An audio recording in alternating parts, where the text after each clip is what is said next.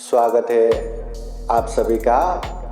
आप लोग देख रहे हैं बुद्धास टीचिंग चैनल और हम यहाँ महाकारुणिक तथागत बुद्धा और उनके शिक्षाओं के विषय में चर्चा करते हैं।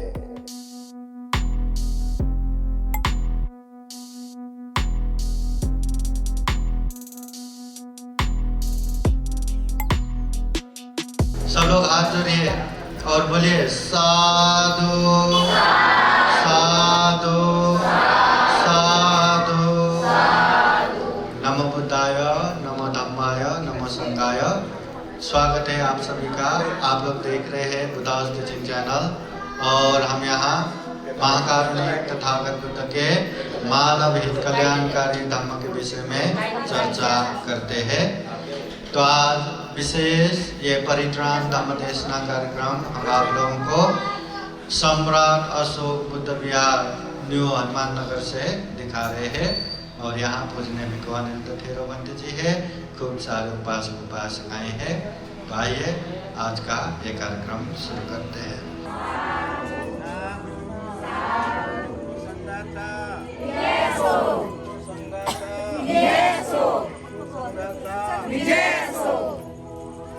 चला चला असं चला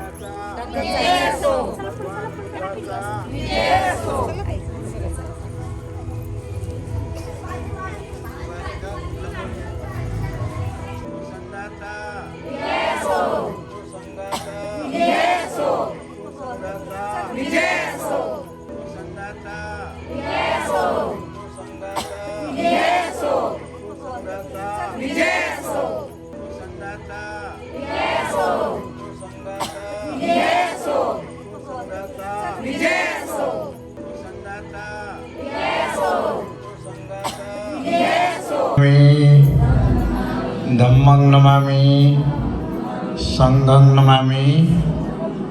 महाकारुणिक तथागत गौतम बुद्ध बोधिसत्व डॉक्टर बाबासाहेब आंबेडकर या ठिकाणी पूजनीय पवित्र डॉक्टर इंदवंत बनतेजी मास्तवी या ठिकाणी ते उपस्थित झालेले आहात। आजचा हा दानाचा कार्यक्रम पार पडून या ठिकाणी शेवटचं जे सत्र आहे ते या ठिकाणी बनतेजी परित्राण पाठ करून जे काय आपल्याला प्रवचन देणार आहे ते ध्यान देऊन ऐकायचं। तत्पूर्वी मी आपल्यातर्फे आणि सर्वांच्या तर्फे अशी बनतेजीला विनंती करतो की त्यांनी भगवान बुद्ध आणि बाबासाहेबांची दीपदीपाने पूजा करावी अशी त्यांना मी विनंती करतो। घेऊन उभं राहा।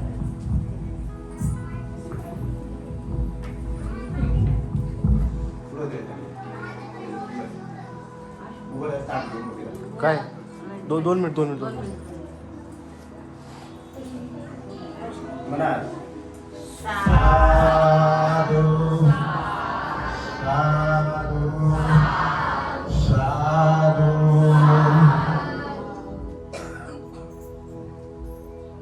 म्हणा साधु साधु साधु। हरले मोठे साधु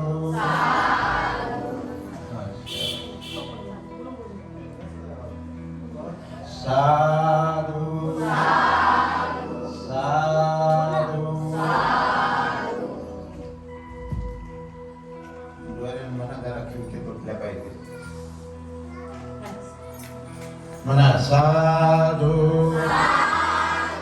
साधु साधु। पुढंच करते करा पुढं। साधु साधु साधु।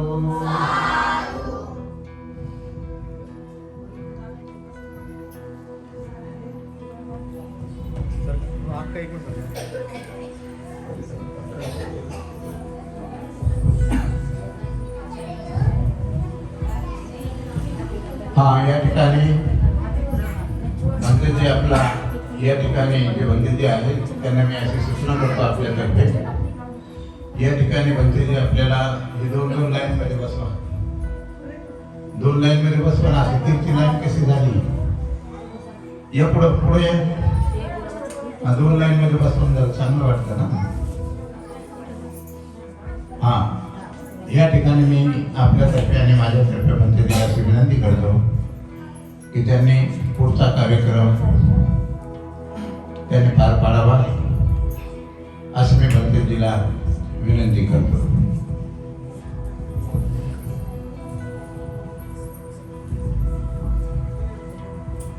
सभी जन हाथ जोड़िए और बोलिए साधु साधु साधु। सर्वप्रथम महाकारुणिक तथागत बुद्ध धम्म संघ को त्रिवार वंदन करेंगे। जैसा मैं कहता हूँ सब लोग वैसा ही कहिए। अरहं सम्मा सम्बुद्धो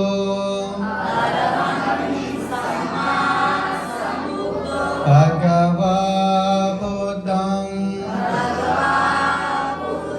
भगवन्तं अभिवादेमि। स्वागतो भगवता धम्मो धम्मं नमस्सामि। सुपतिपन्नो भगवतो सावक संघो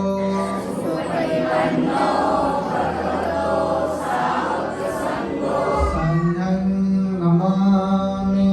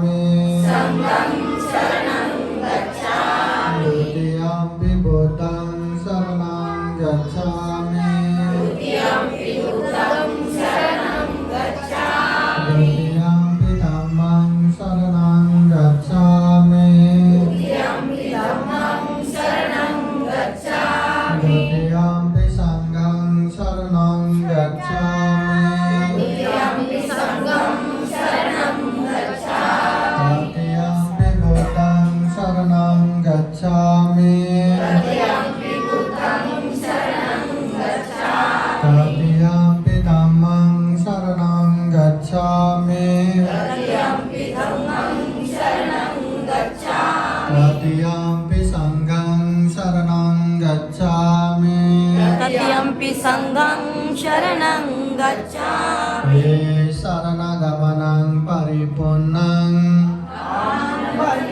पाणातिपाता वेरमणि सिक्खापदं समादयामि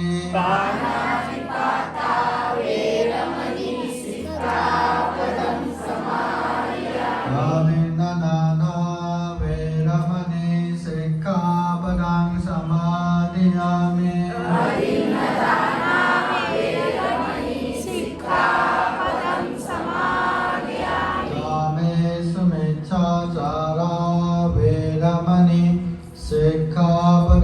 समादयामि कामेषु मिच्छाचारा वेरमणि सिक्खापदं समादयामि मुसावादा वेरमणि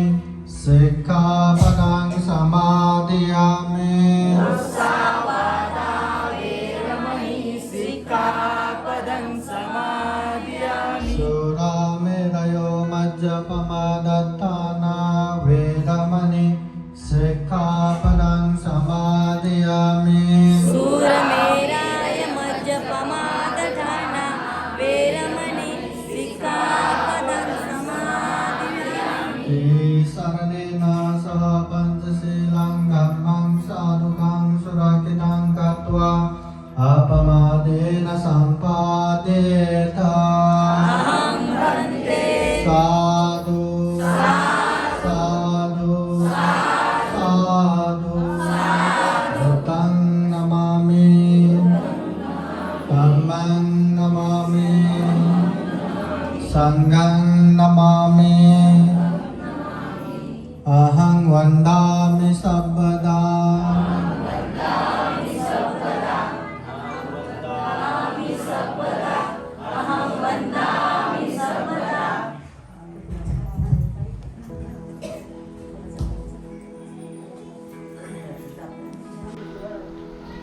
अभी पूजनीय भिक्षु संघ द्वारा परित्राण पाठ होगा। बुद्ध धम्म संघ के अनंत गुण धम्म और आशीर्वाद से भरा हुआ इस परित्राण के अनुभव से बुद्ध धम्म संघ के अनंत गुण धम्म और आशीर्वाद के अनुभव से आप सभी के जीवन में खूब खूब सुख हो, शांति हो, मंगल हो, कल्याण हो, जीवन में ढेर सारा पुण्य धर्म करते हुए ये दुर्लभ या अमूल्य ये सर्वश्रेष्ठ मनुष्य जीवन को सफल बना सके, सार्थक बना सके, ऐसी कामना करते हुए पूजनीय भिक्षु संघ परित्राण पाठ करेंगे। श्रद्धा पूर्वक ध्यान पूर्वक परित्राण सुनने के लिए 3 बार साधु साधु बोलिए। समन्त चक्रवालेषु अत्रा गच्छन्तु देवता सादमं मुनिराजः शृण्वन्तु सर्गमोक्षदं धम्मश्रवणकालो अयं वदन्ता धम्मश्रवणकालो अयं वदन्ता परितधम्मश्रवणकालो अयं वदन्ता नमो तस्स भगवतो अरहतो सम्मा सम्बुद्दस्स नमो तस्स भगवतो अरहतो सम्मा सम्बुद्दस्स नमो तस्स भगवतो अरहतो सम्मा सम्बुद्दस्स इति पिषु भगवारहं सम्मा सम्बुद्धो वेदाधरणसम्पन्नो सुगतो लोकवेदो अनुत्तरो पुरुषधम्मसारथि सतारेव मनुष्यान् बुद्धो भगवाते स्वाकार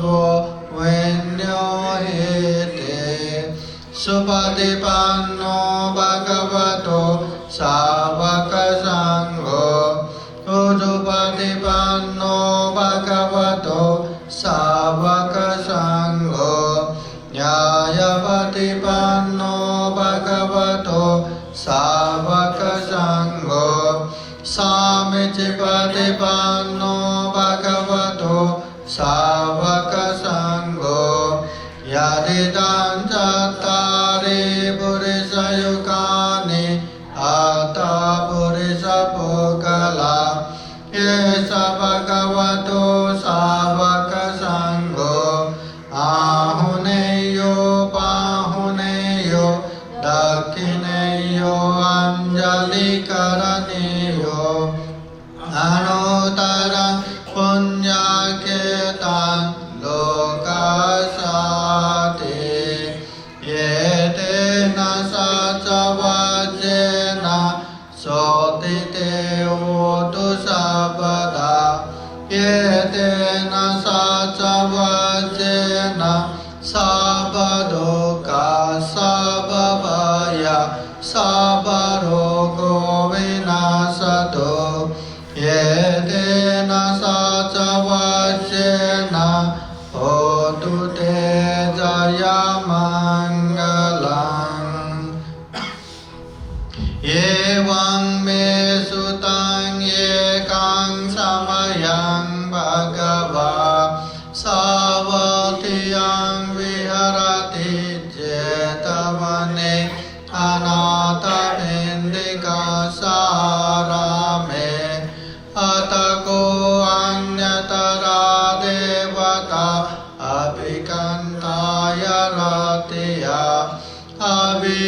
अभिकान्तवन्ना केवलकापं जेतवनं उपासेत्वा येन भगवतेनुपसङ्गमे उपसङ्गमित्वा भगवन्तं अभिवादयित्वा एकमन्तं अट्टासे एकमन्तं दिताकोशा देवता भगवन्तं गाताय च वासे बहुदेवा मनुषा च मङ्गलानि अचिन्तयन्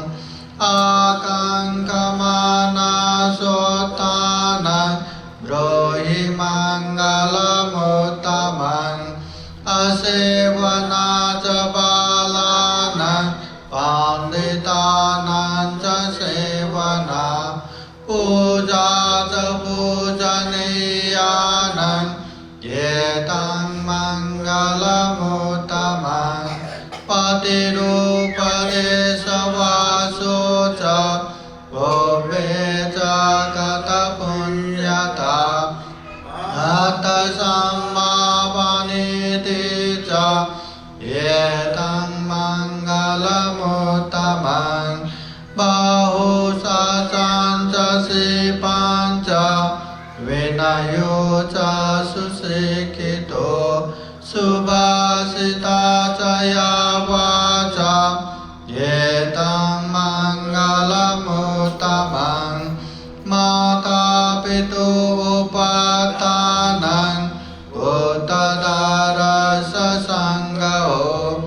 अनाकुला च कम्मन्ता एतं मङ्गलमुत्तमम् दानं च धम्मचर्या च ज्ञातकानं च सङ्गो अनवज्जानि कर्माणि एतं मङ्गलमुत्तमम् आरति विरति पाप मज्जपाना च संयमो अपमादो च धम्मेषु एतं मङ्गलमुत्तमम्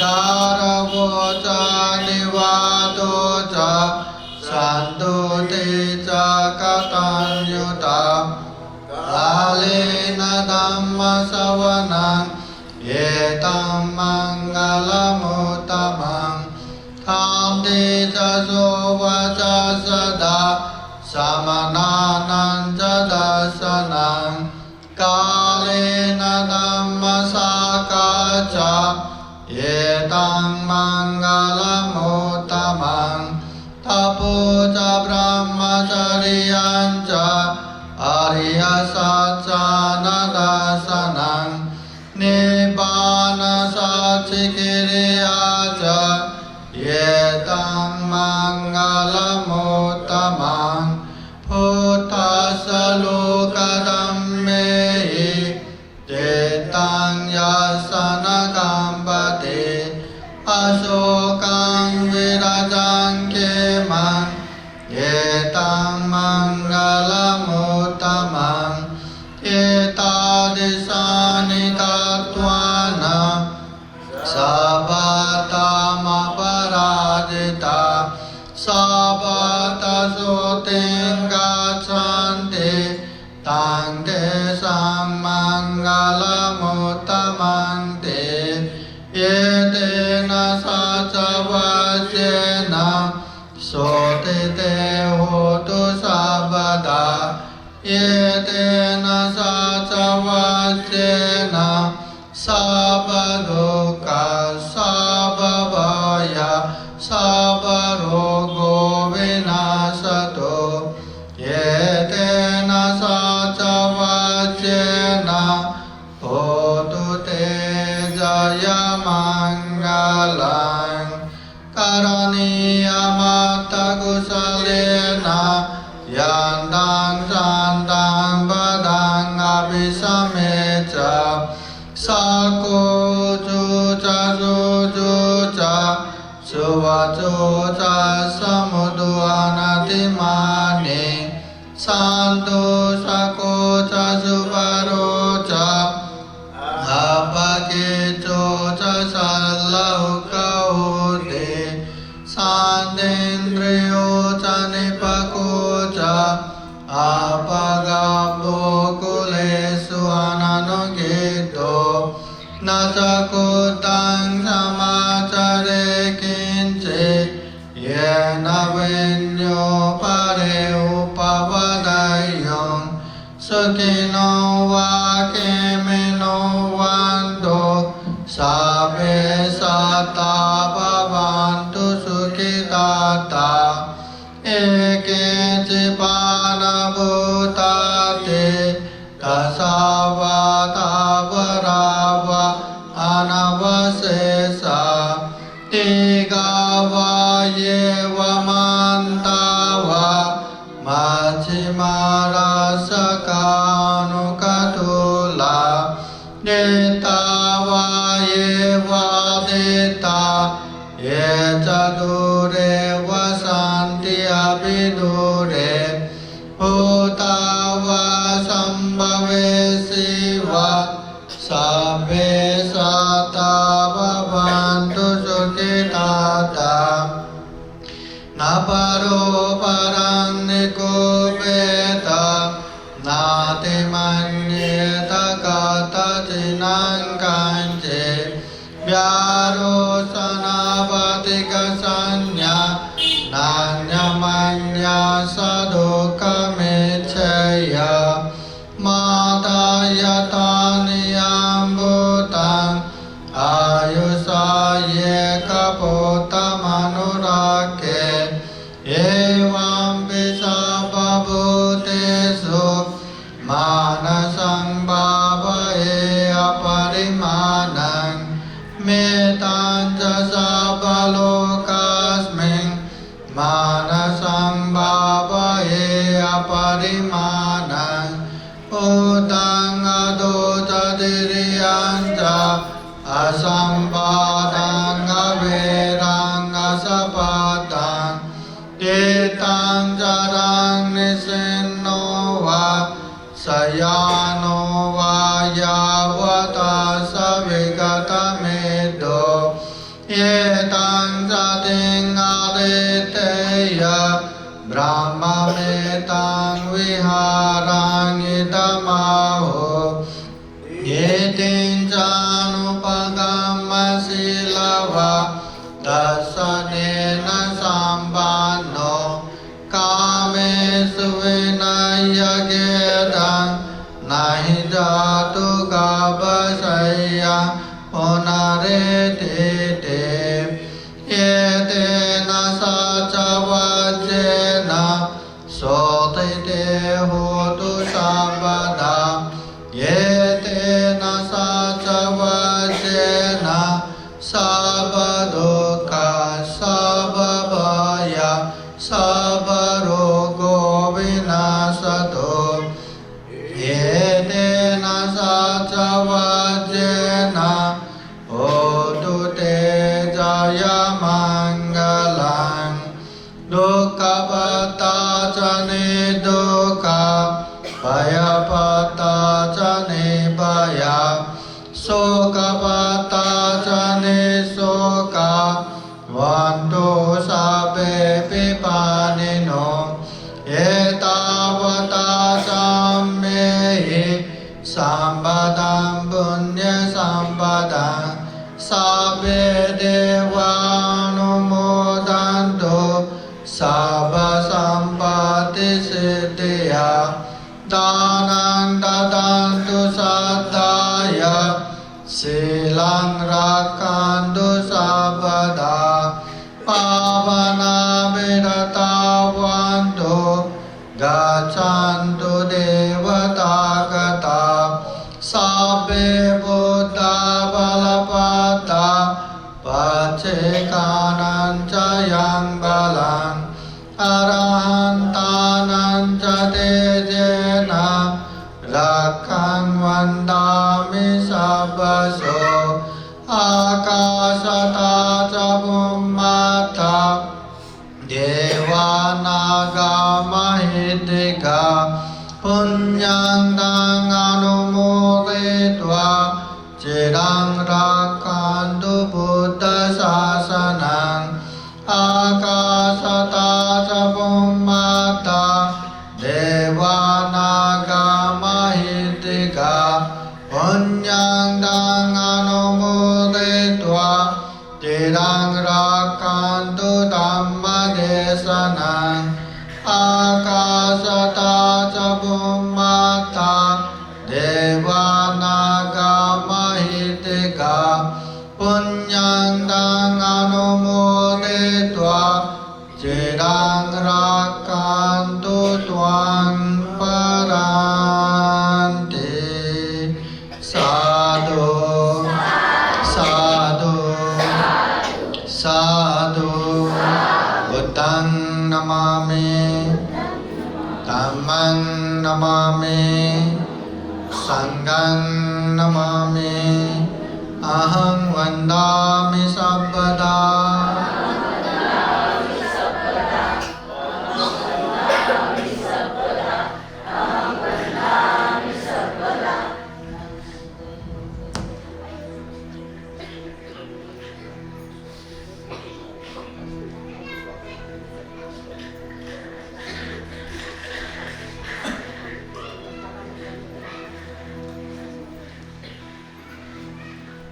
या ठिकाणी जे आपण या ठिकाणी परित्राण पाठाचं पठण केलं ते पठण आपण यासाठी करतो की आपलं सर्वांचं संरक्षण व्हावं, आपल्याला कोणत्याची इडापिडा येऊ नये आणि त्या दुःखातून आपली कायमची सुटका व्हावी आणि आपलं चारो बाजूने संरक्षण व्हावं, आपल्या बुद्धीचे कवच उत्पन्न व्हावं की जेणेकरून आपल्याला कोणत्याही प्रकारची इजा होऊ नये.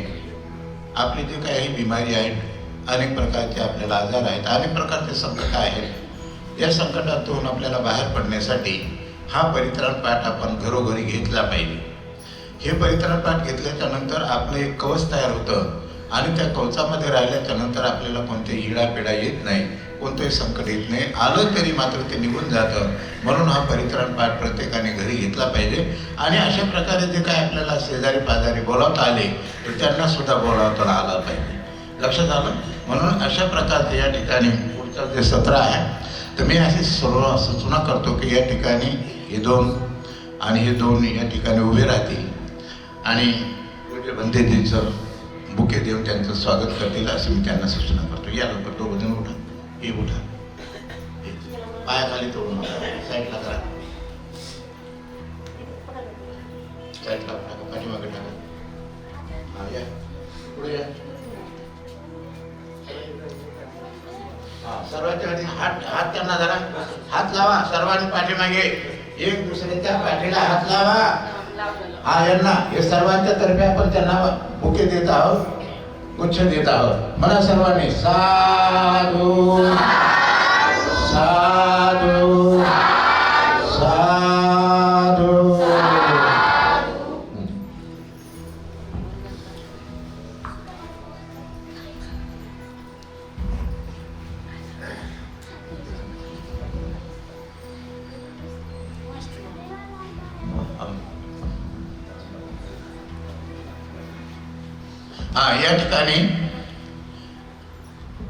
या ठिकाणी पूज्य गुरुजी भदंत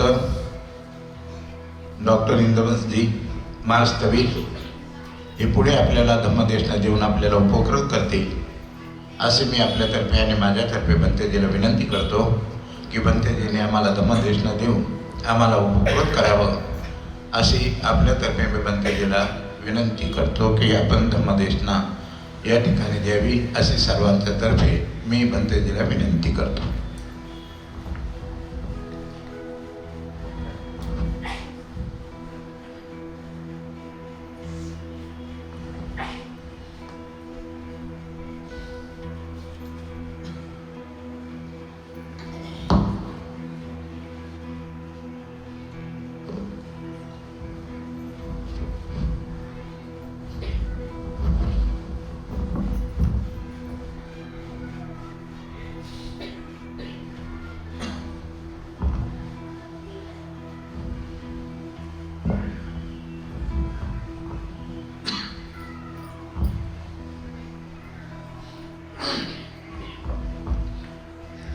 सभी जन हाथ जोड़े और बोले साधु साधु साधु.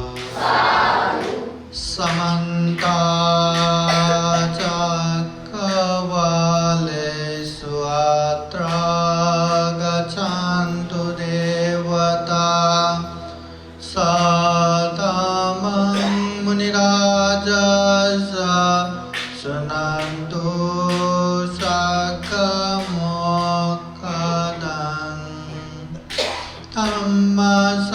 श्रवणकालो अयं वदन्ता. श्रवणकालो अयं वदन्ता. श्रवणकालो अयं वदन्ता. नमो तस्सा भगवतो अरहतो सम्मा सम्बुद्धास्सा.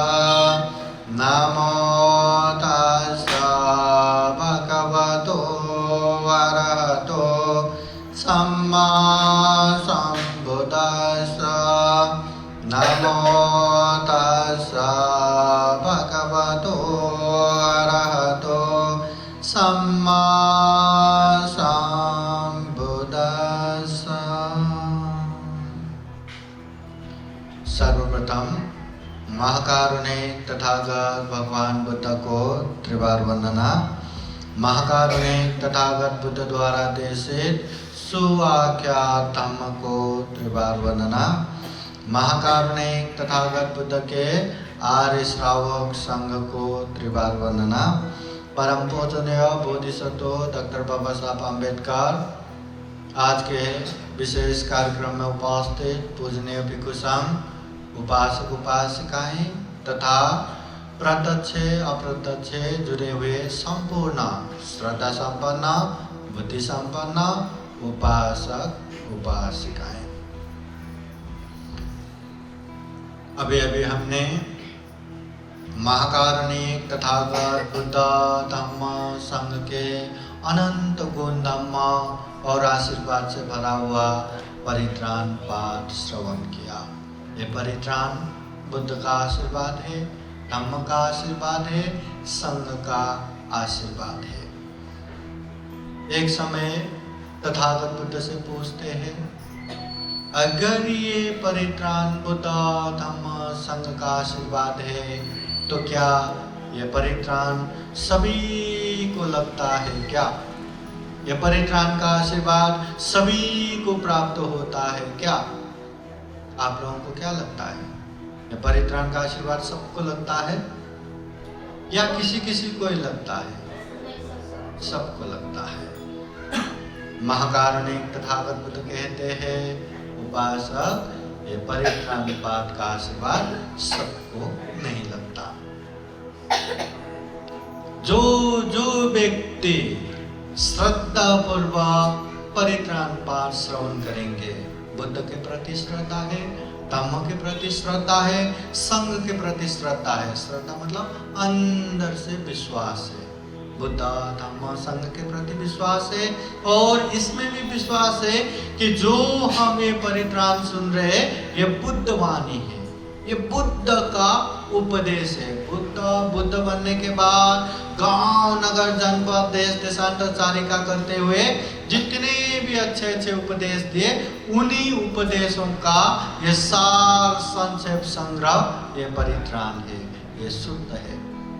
बुद्धवाणी सुनना भी बहुत बड़ा पुण्यमय काम है, मंगलमय काम है। अगर इसको समझ के पालन किया तो कितना पुण्य, कितना पुण्य। दुख मुक्त निर्वाण की तरफ भी जा सकते हैं। तो ऐसे बुद्धवाणी सुनने को मिल रहा है, ये बहुत बड़ा पुण्य है। ऐसा श्रद्धा संपन्न होके परित्राण सुनना चाहिए। अगर परित्राण सुनने में श्रद्धा ही नहीं, अंदर से विश्वास ही नहीं, बस सबने कहा इसलिए परित्राण करवाया, परित्राण किया, परित्राण सुना, बस बैठना है, सुनना है, कोई प्रभाव लगेगा क्या? हाँ, दूसरा गाना सुनना, दूसरा शायरी सुनना, शायरी गाना तो फिर भी समझ में आता है, ये तो बुद्धवाणी पाली भाषा है, समझता भी नहीं, क्या पुण्य मिलेगा? मिलेगा क्या? इसलिए श्रद्धा चित्त विश्वास नहीं रहा तो इसका प्रभाव नहीं लगेगा। श्रद्धा चित्त के साथ साथ ध्यान भी होना चाहिए, एकाग्र भी होना चाहिए। कितनी पवित्र बुद्धवाणी सुनने को मिल रहा है करके मन को इधर उधर जाने दिए बिना एकदम एकाग्र होकर धम्म देशना सुनना चाहिए। मन में अनेक तरह के क्लेश भी उत्पन्न नहीं होना चाहिए। प्रसन्न होके बुद्धवाणी सुना तो परित्राण का प्रभाव लगता है। अन्यथा केवल परित्राण कार्यक्रम में बैठने मात्र से परित्राण का प्रभाव नहीं लगता, परित्राण का पुण्य नहीं लगता। इसलिए किसी को लगता है, किसी को नहीं लगता है। विशेषतः जो ये परित्राण पाठ करते हैं, ये परित्राण पाठ करवाते हैं, या तो सुनने वाला है या तो करने वाला है, दोनों तरफ से ही प्रभाव लगता है। जो परित्राण करने वाले पूजने भिक्षु संघ है, पूजने भिक्षु संघ को परित्राण करते समय स्पष्ट रूप से करना है, मिस्टेक नहीं होना। बुद्धवाणी जैसा है वैसा ही परित्राण पाठ करना है। जो परित्राण पाठ कर रहे वो समझ के परित्राण करना है। मतलब हम मंगल सूत्र पाठ कर रहे हैं तो ये मंगल सूत्र है, ये मैत्री सूत्र पाठ कर रहे हैं तो ये मैत्री सूत्र है, एकदम समझ के परित्राण करना है। और तीसरा, लोभ लालच रखे बिना मैत्री करुणा पूर्वक परित्राण पाठ करना है। अगर पूजने भिक्षु संघ द्वारा ये तीनों अंग परिपूर्ण हुआ तो पूजने भिक्षु संघ के तरफ से आप लोगों को आशीर्वाद लगेगा। ये पूजने भिक्षु संघ के तरफ से। अब ये जो सुनने वाले उपासक उपासिकाएं हैं वो लोग भी तीन अंग से परिपूर्ण होके धम्म देशना सुनना है। सबसे पहले तो श्रद्धावान होके एकाग्र चित्त से ये परित्राण सुनना है। दूसरा, परित्राण सुनते समय मिथ्या दृष्टि नहीं होना। गलत धारणा नहीं होना। हाँ, ये परित्राण ऐसे बोल रहे क्या, इसमें कुछ होगा क्या, ऐसा भी होता क्या, ये मंत्र तंत्र जैसा, हाँ इससे भी ऐसा होगा वैसा होगा करके अनेक तरह से मिथ्या धारणा रहा तो इसका प्रभाव नहीं लगता। और तीसरा है परित्राण सुनने वाले उपासक उपासिकाएं पंच महापाप से मुक्त होना चाहिए। जो व्यक्ति पंच महापाप करते हैं, पंच महापाप बोले तो 5 ऐसे महापाप जिसका मापी नहीं है। अगर कोई व्यक्ति करता है तो पाप का फल भुगतना ही पड़ता है। ऐसे बड़े बड़े 5 महापाप, जो व्यक्ति जीवन में ये 5 महापाप करते हैं उनको परित्राण भी नहीं बचा सकता, बुद्ध की वाणी भी नहीं बचा सकता, कोई भी नहीं बचा सकता। इसलिए जो व्यक्ति जीवन में पंच महापाप करते हैं उनको ये परित्राण का प्रभाव भी नहीं लगता। अभी पंच महापाप नहीं करना। अभी क्या क्या पंच महापाप नहीं करना? सबसे पहले अपने जन्मदाता पिता की हत्या करना, ये पंच महापाप में एक महापाप है। ये पाप किया तो ये पाप से कोई भी नहीं बच सकता। दूसरा है जन्मदाता माता की हत्या करना, ये भी बहुत बड़ा पाप हो गया। जो व्यक्ति ये पाप करता है कोई भी उसे बचा नहीं सकता। तीसरा बुद्ध के शरीर से खून बहाना या चोट पहुंचाना, ये भी पंच महापाप में एक पाप है। चौथा जो दुखमुक्त हो चुके हैं, अनंत हो चुके हैं, उसकी खून करना, हत्या करना, ये भी महापाप है। ये ऐसे महापाप किया तो भी कोई किसी को नहीं बचा सकता। और 5वां है संग भेद करना, संग को टुकड़ा करना, ये भी महापाप है। जो व्यक्ति ऐसे महापाप करते हैं उसे परित्राण तो क्या बुद्ध भी नहीं बचा सकता। तथागत बुद्ध के समय में अंगुलीमाल ने ये अंगुली इकट्ठा करने के लिए हजारों लोगों को मारा, पर जब बुद्ध के शरण में आए, बुद्ध के उपदेश अच्छे से सुन के ध्यान साधना किया तो ध्यान साधना करते करते दुख मुक्त भी हो गया। एक एक इंसान को मारने का कितना बड़ा पाप रहता है, कितना दुर्गति जाना पड़ता है, पर अंगुलीमाल ने सारे हिंसा के मार्ग छोड़ के करुणा के मार्ग पे चले, मैत्री के मार्ग पे चले और ध्यान साधना करते करते दुख मुक्त बन गए। उसने पंच महापाप नहीं किया था, इसलिए बुद्ध उसको दुख मुक्त निर्वाण में प्रतिष्ठित करा पाया। मगर बुद्ध के भाई समान देवदत्ता जो दरबार में रहते भी साथ में था, जब बुद्ध बने वो देवदत्त भी आके भिक्षु बने। भिक्षु बनने के बाद चमत्कारिक शक्ति प्राप्त हो गया। लौकिक लोकोत्तर नहीं, ज्ञान मार्ग से दूर दूर तक कोई लेना देना नहीं। ऐसे चमत्कारिक शक्ति प्राप्त होने के बाद उसको लगा मुझ में भी शक्ति आ गया, मैं भी तो बुद्ध बन गया। तो बुद्ध को जाके आप आराम कीजिए, मैं आपके जगह में बुद्ध बन के शासन चलाता हूँ। अब ये राजा जैसा ये पद तो है नहीं, तो बुद्ध ने मना किया। बुद्ध को हटा के खुद बुद्ध के जगह पे बैठने के लिए कितना प्रयास किया, बुद्ध को मारने के लिए बार बार प्रयास किया। कभी नालागिरी हाथी को ये शराब पिला के बुद्ध के पास छोड़ देते हैं, कभी राजा अजात शत्रु को हाथ में लेके हत्यारा भेज देते हैं, कभी गिरधकूट पर्वत से पत्थर गिरा के बुद्ध को मारने की कोशिश करते हैं। बार बार सफल नहीं हुआ तो संघ भेद करके अपने समर्थन के भिक्षु संघ अलग बनाते हैं। तो कितना महापाप हो गया। तो इतना महापाप किया तो अंतिम समय में देवदत्त को पछतावा हुआ। बुद्ध को दर्शन करके माफी मांगने के लिए आए तो जेतवन बिहार पहुंचते पहुंचते वहीं जमीन में पतन होके अविंची महानर्क में पतन हो गया। बुद्ध भी नहीं बचा सकता। इसलिए जो व्यक्ति जीवन में पंच महापाप करते हैं उसको परित्राण का कोई भी प्रभाव नहीं लगता। अगर पंच महापाप नहीं किया है, मिथ्या दृष्टि नहीं है, बुद्ध धम्म संघ में श्रद्धा है, एकाग्र होकर परित्राण सुन रहे हैं, तो ये परित्राण का प्रभाव लगता है। ये परित्राण ही सत्यवाणी है, सत्य वचन है। पहले के ऋषि मुनिया भी ऐसे हाथ में पानी लेके करके वो श्राप देते और लगता है बोलते हैं ना, ये सत्य क्रिया है। बुद्ध के समय में भी ऐसे सत्य क्रिया बहुत होता है और सत्य क्रिया बहुत ही पावरफुल होता है।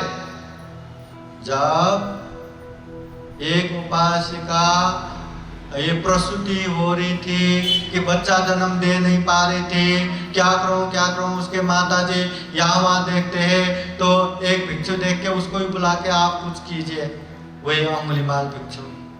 अभी मैं क्या करूं, मैं तो अभी भिक्षु बना, ठहरो मैं गुरु के पास पूछ के आता हूँ। वो बुद्ध के पास गए कि ऐसे ऐसे हुआ, क्या करूं। बुद्ध कहते हैं जब से मैं आर्य बना तब से मैंने कभी किसी का हिंसा नहीं किया, इस सत्यवाणी से बहन का प्रसूति आराम से हो, जाओ ऐसा सत्य क्रिया करो। तो वो कहते मैंने तो हजारों लोगों को मार के आया, मैं ऐसे सत्य क्रिया कैसे कर सकता हूँ। बुद्ध कहते हैं जब से आर्य बना, जब से भिक्षु बना, तब से कभी किसी को मारा नहीं मारा, तो जाओ सत्य क्रिया करो। वही अंगुलीमाल भिक्षु वहां उपासिका के पास बैठ के जब से मैं भिक्षु बना तब से मैंने कभी किसी का हिंसा नहीं किया, कभी मन से भी नहीं चिताया, ये सत्य है, तो बहन का प्रसूति आराम से हो, ऐसा सत्य क्रिया किया। और ये सत्य क्रिया करने से बच्चा भी आराम से हो गया। इसलिए जब जब गर्भ मंगल करना है प्रसूति के समय में यही अंगुलीमाल सूत्र पाठ करते हैं। ये सत्य क्रिया का प्रभाव बहुत है। तो ये परित्राण जो करते हैं ये भी सत्य क्रिया है। हर एक परित्राण करते समय हर एक शुद्ध पाठ संपन्न होने के बाद पूजने भिक्षु संघ ऐसा भी सत्य क्रिया करते हैं। ये तेन सत्यवचन, इस सत्यवाणी के अनुभव से, इस सत्य वचन के अनुभव से सोचते हो तो सर्वदा हमेशा हमेशा आप लोगों को स्वस्ति मंगल हो। ये तेन सत्यवचन, इस सत्य वचन के अनुभव से सब दुख, सभी प्रकार के दुख, सब भय, सभी प्रकार के भय अंतराय, सब रोगों, सभी प्रकार के रोग विनाशतो विनाशो। ये तेन सत्यवचन, इस सत्य वचन के अनुभव से हो तुते जय मंगलम, हमेशा हमेशा जय मंगल हो, ऐसा सत्य क्रिया करते हैं। अब ये परित्राण का भी अपना ही लिमिटेशन है। कोई कहे अगर परित्राण में इतना ही पावरफुल है तो ऐसा ब्लेड निकाल के थोड़ा सा घाव करके चलो परित्राण से ये ठीक करो, नमो तस्सै भगवतो सम्मा सम्बुद्धस्सै, ये ठीक हो ठीक हो जाएगा ऐसा नहीं। जितना समय लेना है वो लगता ही है। परित्राण क्या करता है, कमजोर मन को दृढ़ बनाता है। जिसमें आत्मबल नहीं है वो आत्मबल भर के देता है, कॉन्फिडेंस देता है। अगर कोई व्यक्ति मन से बहुत पावरफुल है ना तो उसको छोटे मोटे बीमारी तो आता भी नहीं। पूरा ये साइंस भी कहते हैं मोर देन 90% जो बीमारी होता है मन की वजह से होता है। अगर मन पावरफुल रहा तो छोटे मोटे बुखारी वो तो छोड़ ही दो, बड़े से बड़े कैंसर भी नहीं लग सकता, ऐसा कहते हैं। कभी महसूस करो ना आज कितना बोर हो रहा है, बुखार जैसा हो रहा है, सच में बुखार ही होने लगता है। अगर मन ने सोचा है मैं इतना परित्राण सुनता हूँ, परित्राण करता हूँ, मुझे थोड़ी ना होगा, एकदम कॉन्फिडेंट हो के आप यहाँ वहाँ चलने लगे, काम करने लगे, आएगा क्या बुखार? इसलिए यह मन से आने वाले अनेक प्रकार के जो बीमारियां हैं, जो चिंता है, जो तनाव है, उससे मुक्ति देने का काम ये परित्राण करता है। और ये परित्राण भी श्रद्धावानों को लगता है। परित्राण का प्रभाव जो अच्छे से विश्वास पूर्वक सुनते हैं उन लोगों को लगता है। इसलिए कहते हैं जिसको विश्वास है परित्राण बहुत बड़ा बुद्ध धम्म संघ का आशीर्वाद है, और जिसको विश्वास नहीं एक गाना जैसा ही समझो, एक शायरी जैसा ही समझो, एक बस कर्मकांड की तरह, कोई भी प्रभाव नहीं है। इसलिए ये विश्वास जिसको है उसी के लिए है। ये बुद्ध का ये उपदेश है। बुद्ध बनने के बाद गांव नगर जनपद देश देशांतरचारिका करते हुए जो भी अच्छे अच्छे उपदेश दिए उन्हीं उपदेशों का संग्रह ये परित्राण है। हाँ, अभी परित्राण क्या है? परि बोले तो चारों ओर से, त्राण बोले तो आरक्षण, सुरक्षा। परिसमन्तो तायति रक्षति परितम, जीवन में चारों ओर से आने वाले अनेक तरह के विघ्न, बाधा, भय, अंतराय, समस्याओं से जो आरक्षण देते हैं, जो सुरक्षा करते हैं, उसी को परित्राण कहते हैं। ये परित्राण तथागत बुद्ध के सत्यवाणी है। ये परित्राण तथागत बुद्ध के मैत्री वाणी है। ये परित्राण बुद्ध के अनंत आशीर्वाद है, धम्म के अनंत आशीर्वाद है, संघ के अनंत आशीर्वाद है। इतना ही नहीं, अनंत बोधिसत्वों के अनंत आशीर्वाद है ये परित्राण। इसलिए आप लोगों ने देखा होगा जन्म से लेके मृत्यु पर्यंत तक यहाँ परित्राण पाठ करते हैं, करवाते हैं। बौद्ध देश में कभी भी सुख का क्षण आया, पूजने भिक्षु संघ द्वारा परित्राण, दुख का क्षण आया, पूजने भिक्षु संघ द्वारा परित्राण, जन्मदिन हुआ, मृत्यु दिन हुआ, ये हुआ, वो हुआ, हर समय में ये परित्राण पाठ करते हैं, करवाते हैं। बुद्ध धम्म संघ का ब्लेसिंग है, आशीर्वाद है ये परित्राण। अभी और एक चीज समझना है, परित्राण बोले तो केवल एक ही सूत्र नहीं है। यहाँ हर उपलक्ष्य में अलग अलग परित्राण पाठ करते हैं। जन्मदिन के उपलक्ष्य में मंगल मैत्री का पाठ, मृत्यु के समय में मरणानुस्मृति पाठ, जब बीमार पड़ते हैं भोजंग सूत्र का पाठ, जब प्रसूति होते हैं या गर्भ मंगल करते हैं तब अंगुलीमाल सूत्र का पाठ, शादी के समय में जय मंगल सूत्र पाठ, ऐसा अनेक उपलक्ष्य में अलग अलग परित्राण करते हैं। इसका मतलब ये भी समझना है परित्राण पाठ बोले तो केवल एक ही शुद्ध पाठ नहीं। हमें समझ में नहीं आता तो लगता है हमेशा वही तो पाठ करते होंगे, वही तो बोलते होंगे, नहीं, अलग अलग शुद्ध पाठ है। इसका मतलब ये परित्राण बोले तो अनेक अनेक सूत्रों का संग्रह है। शुद्ध बोले तो एक उपदेश, बुद्ध कहीं जाके एक उपदेश दिया, वो एक उपदेश, एक सूत्र, एक परित्राण। जैसे हमने मंगल सूत्र पाठ किया, मैत्री सूत्र पाठ किया, मंगल सूत्र तथागत बुद्ध ने कब उपदेश दिया? मंगल सूत्र में क्या उपदेश दिया? जब राजगृह के ऐसे सभागार में, हॉल में सारे लोग जमा हो रहे थे तो एक जन चलो मैं निकलता हूं, मंगल करना है करके निकल गए। वो तो चले गए, शब्द छोड़ के गया मंगल करना है। तो वहां चर्चा होने लगा मंगल क्या है, किसको मंगल बोलना है। किसी ने बोला मंगल बोले तो आंखों से अच्छे अच्छे देखना, वही मंगल है। खूबसूरत चीजें देखना, हरियाली दिखना, जो मन पसंद है वो देखना, वो मंगल है। कोई कोई बोलता है देखना भी मंगल है क्या, ये तो सुनना मंगल है। आओ खाओ या जो जो मनपसंद चीजें सुनना वो मंगल है। कोई कोई बोलते हैं न देखना मंगल है, न सुनना मंगल है, अच्छे से अच्छे परिकार खाना वो मंगल है। कोई ये मंगल कर, कोई वो मंगल, मगर यही मंगल है करके कोई बता नहीं पाया। तो वहां से निकल के पूरा नगर में, पूरा देश में, पूरा पृथ्वी में ये मंगल क्या है इस विषय में 12 साल तक चर्चा परिचर्चा हुआ। इसके बावजूद भी मंगल यही है बता न पाया। फिर जाके एक देवदूत भगवान बुद्ध के पास आके पूछते हैं कि मंगल क्या है। तब तथागत बुद्ध मंगल, जितने भी पाप का रास्ता है उसको काटने वाला, मंगल जितने भी सुगति का मार्ग है उसे बनाने वाला, अभी भी बीच में भी अंत में भी सुख शांति देने वाला वही मंगल है।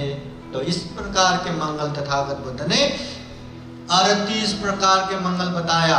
असेवनाच बालानं पंडितानं च सेवना पूजा च पूजनीयानं एतं मंगलम उत्तमं।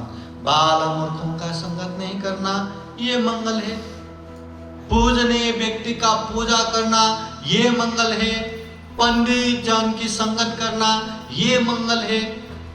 इस प्रकार 38 प्रकार के मंगल बताया। अभी बाल मूर्खों का संगत करना बहुत बड़ा मंगल, उससे दूर रहना बहुत बड़ा मंगल है, क्योंकि मूर्ख वो है जो हमें कदम कदम पे हानि नुकसानी करता रहता है।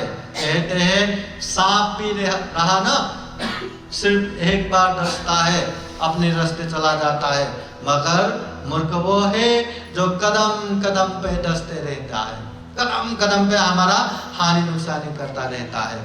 इसलिए पहला काम खुद मूर्ख नहीं बनना, दूसरा काम अपनों को मूर्खता छोड़ने के लिए प्रयास करना, तीसरा काम अगर छोड़ता नहीं या कोई मूर्ख है तो उससे दूर रहना। मूर्ख साथ में रखने से, मूर्ख को मित्र बनाने से, ये विद्वान लोगों को, पंडित लोगों को शत्रु बनाना भी बहुत अच्छा है, क्योंकि शत्रु होके भी ये विद्वान पंडित लोग इतना हानि नुकसानी नहीं करेगा जितना मूर्ख साथ में रह के हमारा हानि नुकसानी करेगा। तो इस तरह से तथागत बुद्ध ने मंगल के विषय में उपदेश दिया, वही मंगल सूत्र हमने यहाँ पाठ किया। दूसरा एक पाठ किया हमने मैत्री सूत्र। मैत्री सूत्र तथागत बुद्ध ने कहा, कब, किस लिए बताया कि भगवान बुद्ध के समय में 500 भिक्षु तथागत बुद्ध से सारा कर्मस्थान भावना सीख लिया, सारा ध्यान साधना सीख लिया। अब दुख मुक्ति के लिए कहीं पे जाना है, अभ्यास करना है, तो बुद्ध के पास आके प्रार्थना करते हैं, भगवान हम ध्यान साधना के लिए, वर्षावास के लिए हम बाहर जाना चाहते हैं। तथागत बुद्ध ने ठीक है करके जाने दिया। अभी वो लोग श्रावस्ती से निकल के अभी कहाँ जाएंगे, कहीं तो जगह चाहिए जहाँ ध्यान साधना भी कर सके और भिक्षा भी प्राप्त हो। गांव में रहा तो डिस्टर्ब होगा, एकदम जंगल में रहा, गांव डोर रहा तो फिर खाने को नहीं मिलेगा। गांव भी साथ होना चाहिए और जंगल भी होना चाहिए। ऐसी जगह ढूंढते ढूंढते गया, एक गांव के पास में जंगल मिला, तो ये अच्छी जगह है, दिखने में भी शांत है, लोगों का बाधा भी नहीं है, चलो हम यहीं ध्यान करेंगे और भिक्षा के लिए गांव तो है ही। तो वो लोग वहीं ध्यान करने लगे। अभी शीलवान गुणवान बनते वहां ध्यान साधना में तपने लगा, तो उनके पुण्य के प्रभाव से कोई भी देवता ऊपर नहीं बैठ सका। तो वहां बहुत सारे वृक्ष देवता, जो वृक्ष में रहने वाले देवता लोग थे, तो वो लोग अभी नीचे नीचे बैठना पड़ा, कष्ट हुआ, फिर भी लगा 1-2 दिन में चला जाएगा। फिर बाद में पता चला ये तो वर्षावास का समय है, अभी शायद ये 3 महीना तक कहीं नहीं जाएगा, और इतना तो हम ये कष्ट नहीं सहेंगे, तो क्या करेंगे, भगाएंगे। अब कैसे भगाना? फिर वो वृक्ष देवता अनेक अनेक शब्द निकाल के डराने लगा, अनेक अनेक रूप दिखाने लगा, अनेक अनेक तेज तेज गंध फैलाने लगा। तो ऐसे करने लगा तो ध्यान साधना में लीन बनते लोगों को किसी किसी को दिख रहा है, किसी किसी को सुनाई दे रहा है, किसी किसी को बांस आ रहा है। तो ऐसे में बहुत मन विचलित होने लगा, मन में भय त्रास उत्पन्न होने लगा, और हमेशा बड़े बंदे के साथ ध्यान साधना क्या हो रहा है, कैसे हो रहा है, ये छल पल तो होता रहता है। तो बड़े बंदे के सामने ऐसे बड़े बैठे तो सब लोग कहने लगे, हमने तो ऐसे डरावना रूप देखने लगा, हमने तो ऐसे डरावना शब्द सुनने लगा, हमने तो ऐसा तेज तेज गंध सूंघने लगा, हम बहुत डरे हुए हैं। तो बड़े बंदे कहते हैं, ऐसा तो मेरे साथ भी हो रहा है, तो क्या करें? तो ये जगह ठीक नहीं है, चलो हम चलते। वर्षावास के बीच में ही वो जगह छोड़ के 500 भिक्षु लोग भगवान बुद्ध के पास जाते हैं। भगवान बुद्ध को वंदना करके एक जगह बैठते हैं। भगवान बुद्ध पूछते हैं, भिक्षु सब कुशल मंगल तो है ना? तो कुशल मंगल बताते बताते वो जंगल में क्या हुआ वो बातें भी बताते हैं। अब तथागत बुद्ध तो सर्वज्ञ है, सारी बातें जानते हैं। तो बुद्ध ने ध्यान से देखा तो वो जंगल ये 500 भिक्षुओं के लिए ध्यान साधना करने के लिए बहुत ही अच्छा, बहुत ही मंगल उत्तम जगह है, मगर वहां ये समस्या हो रहा है। तो तथागत बुद्ध कहते हैं, भिक्षु आप लोगों को ध्यान करने के लिए वो जगह बहुत ही उत्तम है, आप लोग वहीं जाइए, वहीं ध्यान साधना कीजिए। सारे भिक्षु लोग कहते हैं, भगवान वहां तो हम नहीं जाएंगे, बहुत ही डरावना है। तथागत बुद्ध कहते हैं, डरना नहीं, मैं आप लोगों को एक परित्राण सिखा के भेजता हूँ, तो ये सीखो करके तथागत बुद्ध करणीय मत कुशलेन यांतं संतं पदं अभिसमेच सपोजो च सोजो च सुवचो च समुद्वनतिमानि ये मंगल मैत्री सूत्र पाठ सिखाते हैं। और वो मैत्री सूत्र सीखकर जाओ, सुबह शाम या जब भी डर लगे ये परित्राण करते रहो करके भेज दिया। अभी बुद्ध ने भेजा तो 500 भिक्षु लोगों में भी हिम्मत आ गया, चलो जाएंगे करके जंगल में जाते जाते यही पाठ करते करते गया। सुबह शाम यही परित्राण किया, जब भी डर लगे तब भी परित्राण किया। तो ये परित्राण सुनते सुनते वो सारे वृक्ष देवता के मन भी स्थिर हो गया, शांत हो गया। पंते लोगों के मैत्री चित्त के अनुभव से एकदम शांत होके अभी डरा के उन लोगों को भगाना नहीं, जो जैसा आवश्यक है उस तरह का सेवा करके वो लोग बैठने लगा। तो 3 महीना ध्यान करते करते सारे बंदे दुखों से मुक्त हो गया, ज्ञान प्राप्त हो गया। तो ये है मैत्री सूत्र। सभी को मंगल हो, कल्याण हो, सुखी हो, ऐसा मंगल मैत्री कामना करना, ये करणीय मैत्री सूत्र, ये हमने पाठ किया। इस तरह का एक एक परित्राण भी बहुत प्रभावशाली है। जैसे अभी कोरोना होके गया, तथागत बुद्ध के समय में भी वैशाली नगर में बहुत बड़ा दुर्भिक्ष हो गया। अभी दुर्भिक्ष होने की वजह से, अनिकाल होने की वजह से लोगों को खाने तक नहीं मिला, और खाने को नहीं मिला तो अनेक वहाँ बीमारी भी फैलने लगा, और बीमारी इतना फैलने लगा, इतने लोग मरने लगा, उन लोगों को जलाना भी नहीं हुआ, उन लोगों को नगर के बाहर ही ऐसे वहाँ यहाँ फेंकने लगा। तो इस तरह से वहाँ दुर्भिक्ष भय उत्पन्न हो गया, वहाँ रोग भय उत्पन्न हो गया, वहाँ अमनुष्य भय उत्पन्न हो गया। बहुत ही लोग डर डर के रहने लगे, अब क्या करें क्या करें।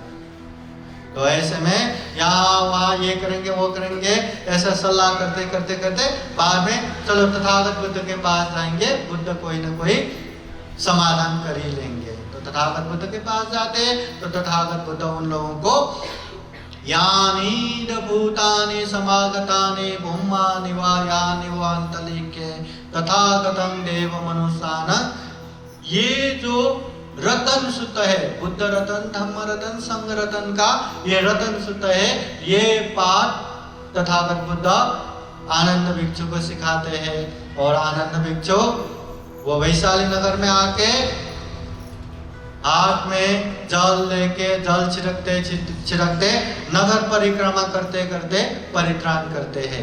पहले परित्राण में पूरा वहां पे बरसात होने लगा, पूरा अनिकाल दुर्भिक्ष भय खत्म हो गया।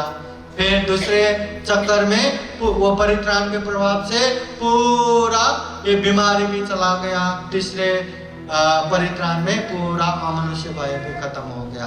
इतना प्रभावशाली ये रतन सूत्र है। परित्राण का प्रभाव बहुत है। आगे जाके कुछ समय के बाद, कुछ क्षण के बाद हमारे जीवन में क्या होगा कोई नहीं बता सकता। बता सकता है क्या? अरे आप लोगों ने समाचार न्यूज तो सुनते होंगे, ऐसे ही बैठे बैठे, ऐसे ही हंसते हंसते, ऐसे ही खाते खाते हार्ट अटैक हो गया, वही मर गया।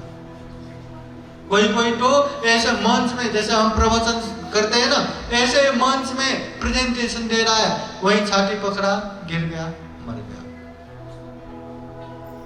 कब कहाँ क्या होगा कोई नहीं बता सकता। कहीं पे गया, थोड़ा सा ये पैर मोड़ के गिर गया, पूरा पैर फ्रैक्चर, हाँ पूरा टूट जाता है। कोई तो बाथरूम में गिर के पैरालिसिस होता है, कोई क्या रे, अनगिनत ऐसे उदाहरण है। कहने का मतलब ये है कि आने वाला समय क्या होगा कोई नहीं बता सकता।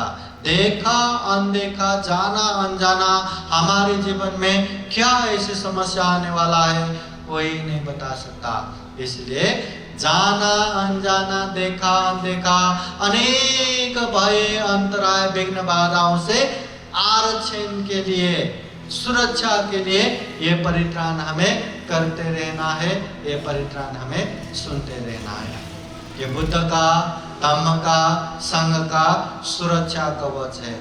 इसका प्रभाव बहुत ज्यादा है।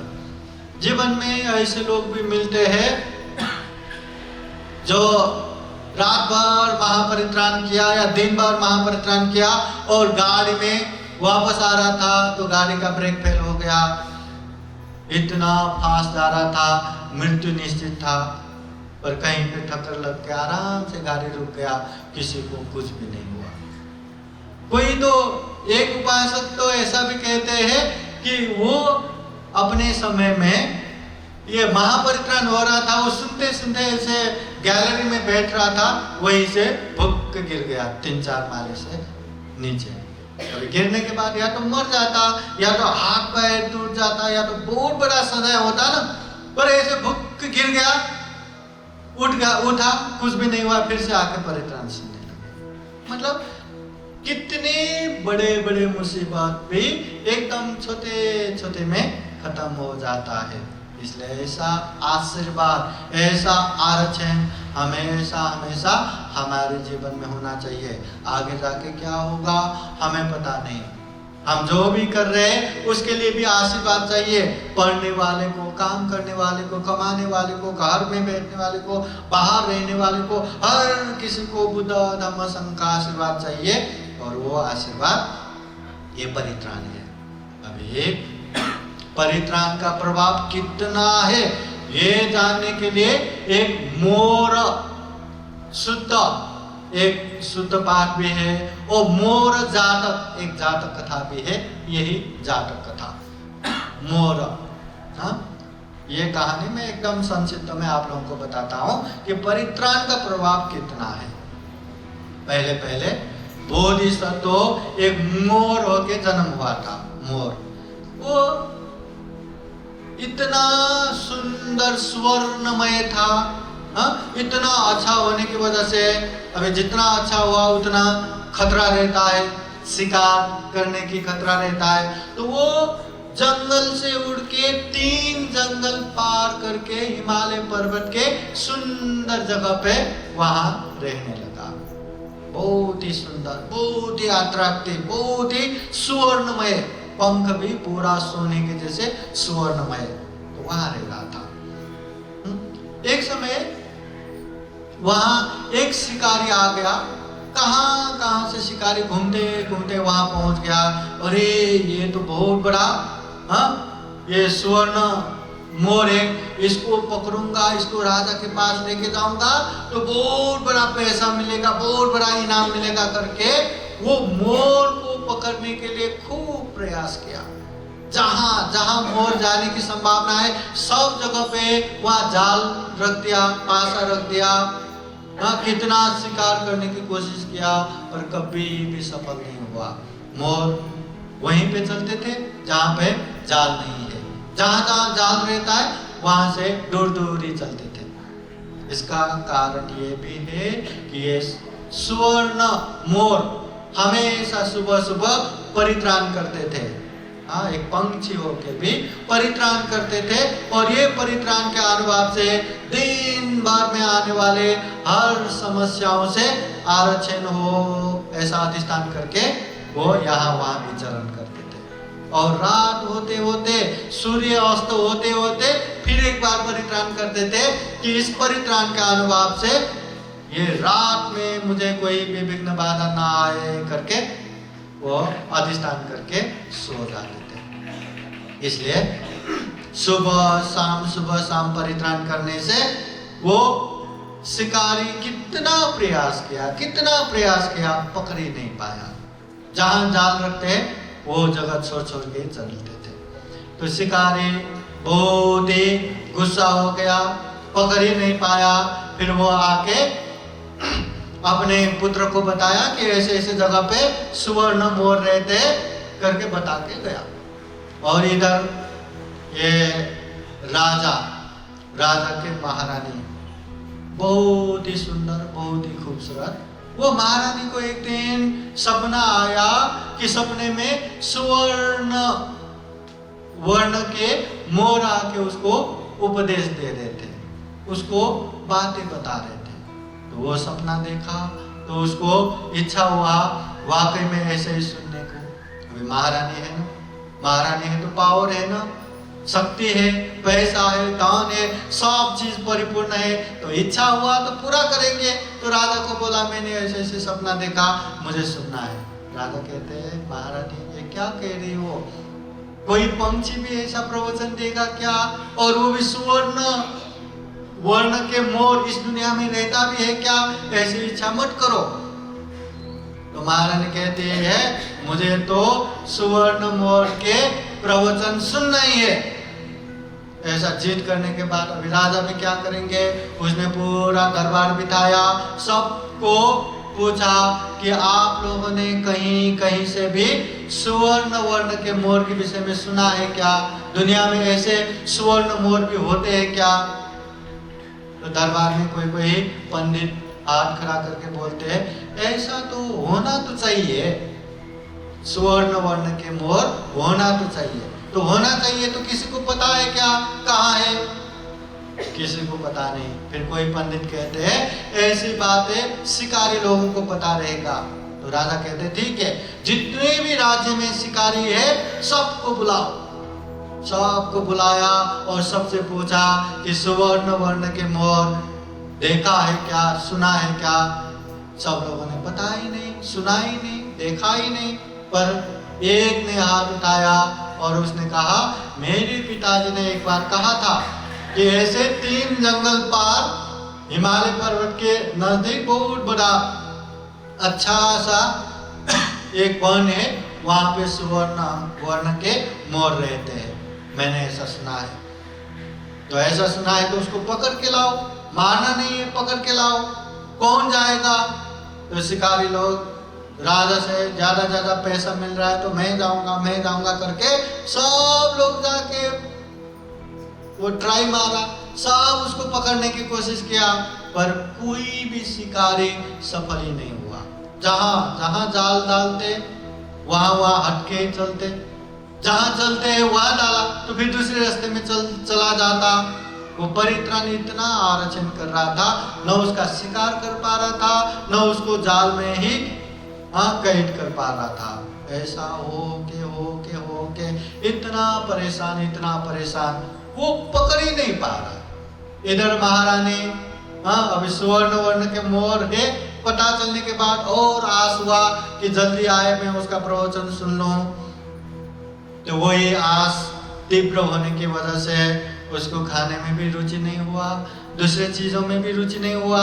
धीरे धीरे बीमार जैसा पड़ने लगे, धीरे धीरे एकदम दुबले पतले होने लगे, और धीरे धीरे होते वो आस, वो इच्छा पूरा किए बिना वो महारानी जल्दी ही मर भी गए। महारानी एक इच्छा पूरा न होने की वजह से वही याद करते मर गई।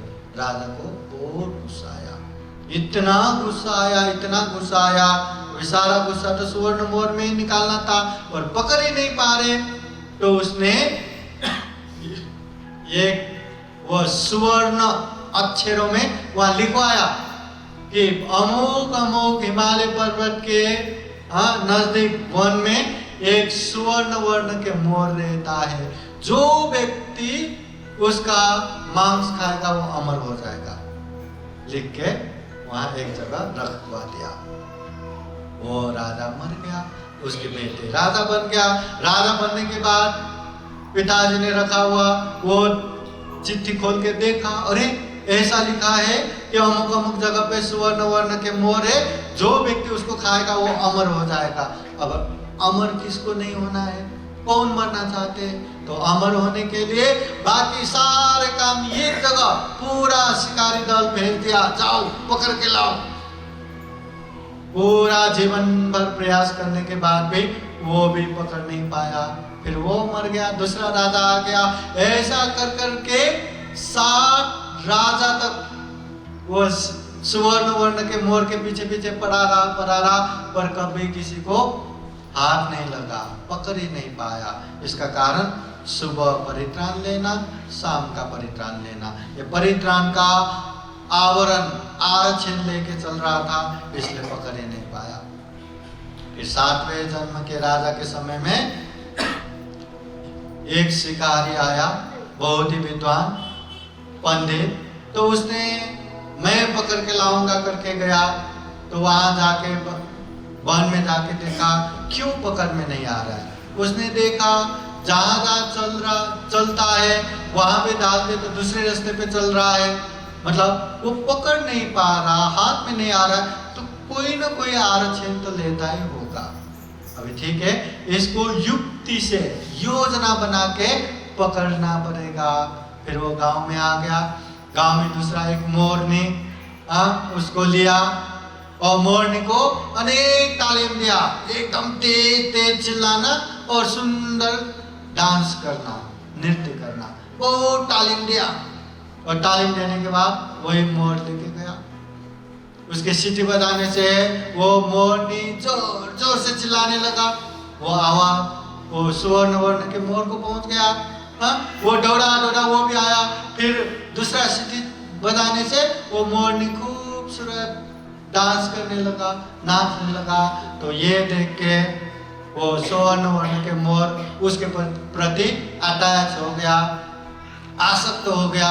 तो उसके पीछे भागने के चक्कर में उसने परित्राण का आरक्षण नहीं लिया, तो उसके चक्कर में वो आराम से शिकारी उसके हाथ में आ गया, उसको पकड़ के राजा के पास लेके गया। अभी राजा के पास लेके गया तो राजा बहुत ही खुश हुआ, अरे सुवर्ण वर्ण के मोर हाथ में आया, इसको मारेंगे, इसका मांस खाएंगे, अमर बनेंगे, चलो इसको अभी मारना है। तो ऐसे में वो मोर बोलते हैं, एक पंछी भी बोलते हैं, महाराज आप मुझे क्यों पकड़ के लाए? हाँ ऐसा ऐसा लिखा है, आपको खाने के बाद हम अमर होंगे। तो वो बोधिसत्व सुवर्ण मोर बोलते हैं, अरे महाराज जब मैं ही अमर नहीं हूँ, जब मैं ही मरने वाला हूँ, तो मुझे खा के कोई कैसे अमर हो सकता है? ये सब मिथ्या है, ये सब एकदम मतलब रीस है। कोई कैसे अमर हो सकता है? जो मैं ही अमर नहीं तो मेरा मांस खा के कैसे अमर हो सकता है? तो ऐसा अनेक तरह से समझाने के बाद राजा इतना प्रसन्न होता है, उसको छोड़ भी देता है। जो भी बनता है वो भी सेवा करता है और छोड़ देता है।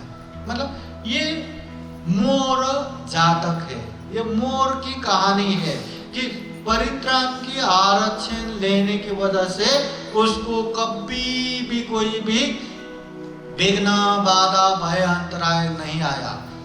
अभी हम एक बार सोच ले, आज के दिन सुबह से शाम तक क्या क्या हुआ, कहीं पे परेशानी आया क्या, कहीं पे दुख आया क्या, कहीं पे ऐसा समस्या हुआ क्या, कहीं जहां हमने एक्सपेक्ट ही नहीं रखा था, जहां हमने सोचा ही नहीं था, ऐसा कुछ हुआ क्या? ऐसा बहुत चीजें होता है, हम सोचते ही नहीं सामने वाले हमें ऐसा बोल देते हैं, हम सोचते नहीं सामने वाला वो ऐसा कर देता है, हम सोचते नहीं सामने वाला ऐसे सोच देता है। अनेक अनेक वहां घटना दुर्घटना होते रहते हैं। इसलिए परित्राण का प्रभाव रहा तो कम से कम नेगेटिव जो प्रभाव रहने वाले हैं उससे आरक्षण मिलेगा। और काम करने वाले को और उन्नति मिलेगा, और प्रगति मिलेगा, पढ़ने वाले को और अच्छे से पढ़ने के लिए कॉन्फिडेंस देगा, ऊर्जा देगा।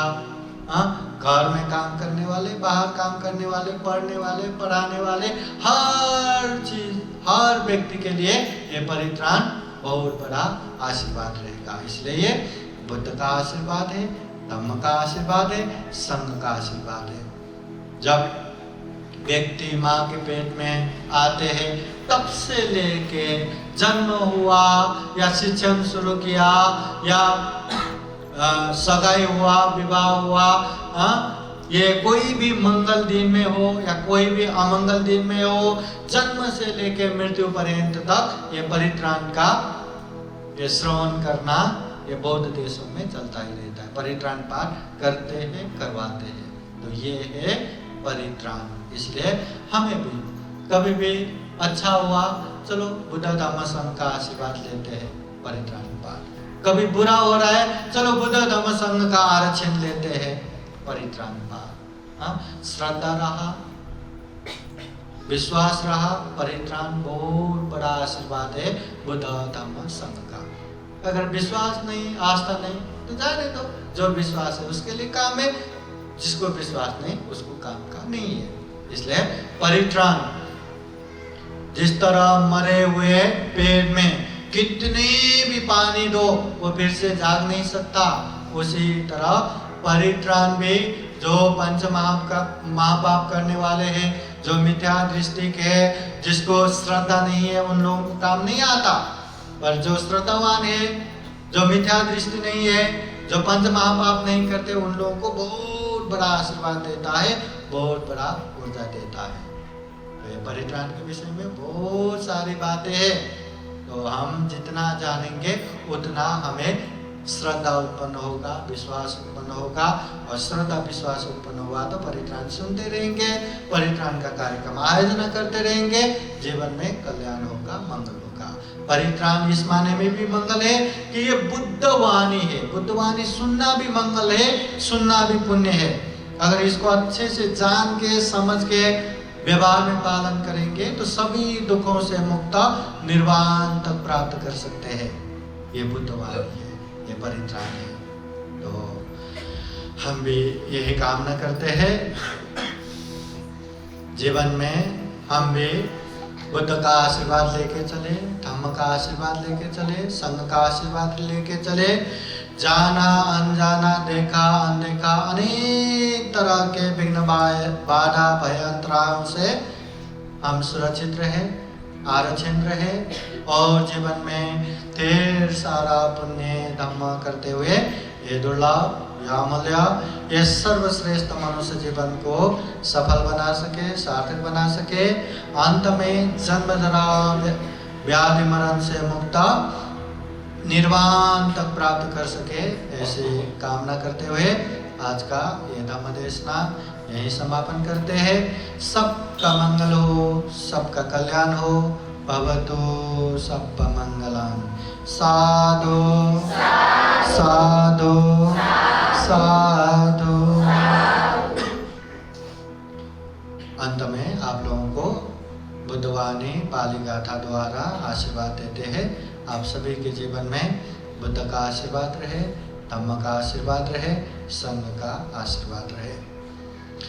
सबे देव विभाजन्तु सबा रोगो विनाशतु माते भवतु अन्तरायो सुखी दीर्घायुको भव। भवतु सर्वमङ्गलं रक्षन्तु सर्वदेवता सर्वभूतानुभावेन सदा सोते भवन्तु ते। भवतु सर्वमङ्गलं रक्षन्तु सर्वदेवता सर्वधर्मानुभावेन सदा सोते भवन्तु ते। भवतु सर्वमङ्गलं रक्षन्तु सर्वदेवता सर्वसङ्गानुभावेन सदा सोते भवन्तु ते। इचितं पाचितं द्वयं क्षिपमेव समेधतो सापे पुरन्तु चेतसङ्कल्पछन्दोपन्नरसो यथा आयु आरोग्य सम्पत्ति सर्ग सम्पत्तिमेव च अतो निब्बान सम्पत्ति इमिनाते समेजतो साधु साधु साधु बुद्धं नमामि धम्मं नमामि संघं नमामि अहं वन्दामि सर्वदा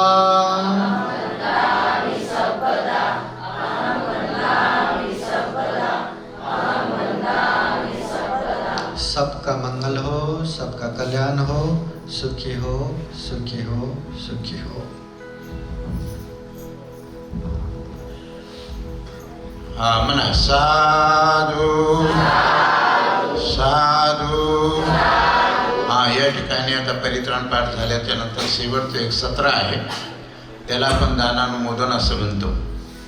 या ठिकाणी भंतेजींनी लगातार 3 महिने आपल्याला वेळ देऊन या ठिकाणी सुंदर अशी धम्मदेशना दिली की जे आपण याच्या पूर्वी कधी ऐकली नाही ऐकली किंवा आता ऐकली, तसं आता सर्वांनीच ऐकलेली आहे।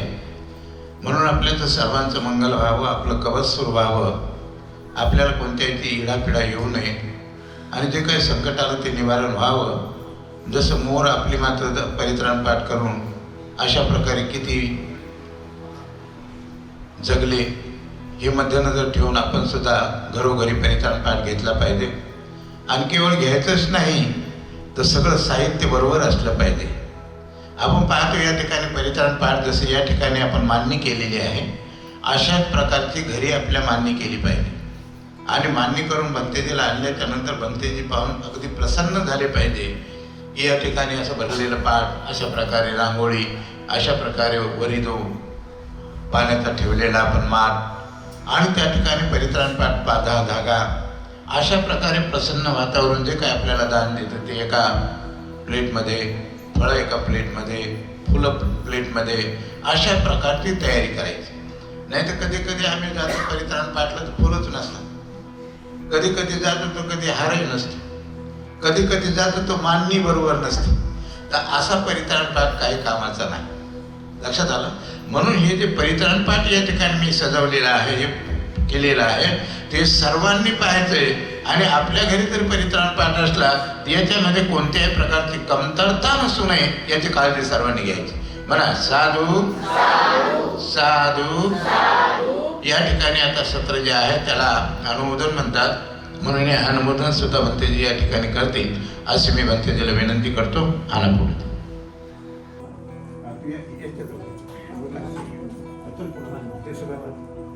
सर्वांना एक एक दोन फुल वाढेल।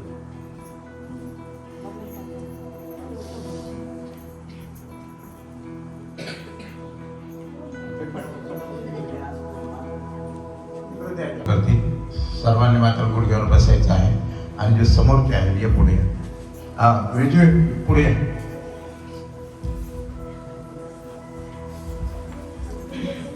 हा तिकडून 2 उपासका गुडघ्यावर बसा, पुढे बसा, पटकन बसा, सर्वांनी गुडघ्यावर बसा।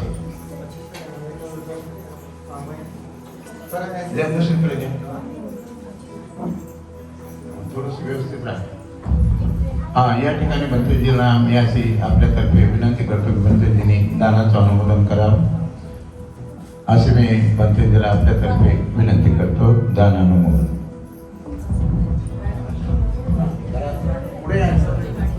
गुडघ्यावर बसा, गुडघ्यावर बसा सगळे। आता दानाची गाथा होईल,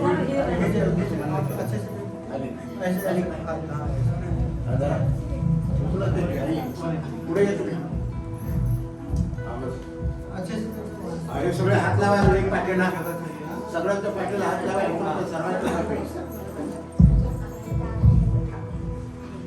अभी पूजनीय भिक्षु संघ को ये जो जीवन दान दे रहे हैं, बुद्ध शासन में जो हम पुण्य करते हैं उसे कुशल पुण्य और जो एक बार पुण्य करने के बाद भी बार उसका पुण्य होता रहता है, उसको महाकुशल कहते हैं। बुद्ध शास्त्र में जीवन दान देना, कठिन जीवन दान देना, संग दान देना, अस्त परिष्कार दान देना, ये बिहार दान देना, बिहार के लिए जमीन दान देना, ऐसे बहुत सारे हैं जो अस्त महाकुशल कहते हैं, आत्म महाकुशल है ना। तो उनमें से एक जीवन दान भी है। तो इतना बड़ा पुण्य कर रहे हैं, प्रसन्न हो जाइए। जो पुण्य में सहभागी हुए वो है ही, जो भी यहाँ उपस्थित है वो सारे के सारे पुण्य में सहभागी है। इसलिए प्रसन्न होके जैसा मैं कहता हूँ वैसा सब लोग बोलिए, साधु साधु साधु इमं जीवरं सप्त परिकारं भिक्खु संघस्य देमं पूजयमं द्वितीयम्पि तृतीयम्पि इमं जीवरं सप्त परिकारं दानं देमं पूजयमं इदं मे पुण्यं आसवक्कया वहं भूतो इदं मे पुण्यं निब्बानस्य पचयो होतो इदं मे पुण्यं सप्पे सत्ता अनुमोदन्तु सुखिता भवन्तु। साधु साधु साधु दानं ददन्तु सत्ताय शीलं रक्षन्तु सर्वदा पावना गच्छन्तु देवता गता सप्रे बुद्ध बलवत्ता बच्चे कानं जयं बलम् अरन्तानं च तेजेन रक्षं वन्दामि सर्वसो। साधु साधु साधु वरदं सर्वमङ्गलं रक्षन्तु सर्वदेवता सर्वभूतानुभावेन सदा सुखी भवन्तु ते सर्वधर्मानुभावेन सदा सुखी भवन्तु ते सर्वसङ्गानुभावेन सदा सुखी भवन्तु ते। साधु साधु साधु।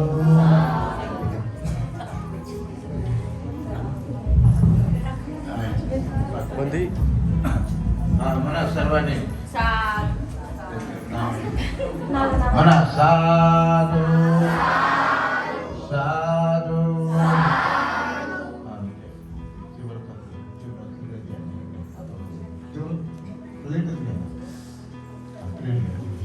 दुसरं पाचन साधू साधू साधू खंडा अष्ट परिष्कार साधु साधु साधु साधु साधु। ठीक है, मना साधु साधु साधु। ठीक है, 3 वेळा वंदन करा। बुद्धं नमामि, धम्मं नमामि, संघं नमामि। या ठिकाणी हा कार्यक्रम या ठिकाणी संपन्न झाल्याने त्यांना आपण या ठिकाणी त्यांचा गौरव करत या आसनावर त्यांना आणून सोडलं। याच आसनावर त्यांना गौरवपूर्वक आपल्या चित्ताप्रमाणे निर्मळ चित्ताने आणि आपल्या सर्वांच्या साक्षीने भंतेजी या ठिकाणी जातील तेव्हा त्यांना गाडीपर्यंत आपल्याला पोहोचवायचं आहे। तेव्हा सर्वांनी या ठिकाणी जसे भंतेजी निघतील तर चारो बाजूने दोन्ही बाजूने लाईन करत आपण त्या ठिकाणी यायचे। आणलं का? आणलं तर आणा म्हणा।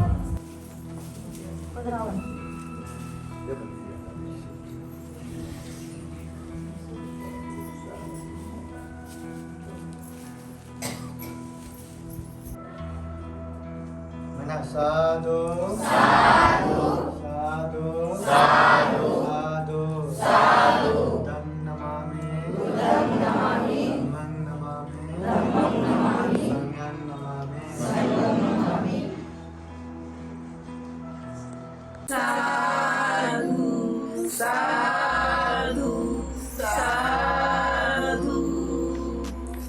बुद्धं नमामि बुद्ध को नमन करता हूँ। धम्मं नमामि धम्म को नमन करता हूँ। संघं नमामि संघ को नमन करता हूँ।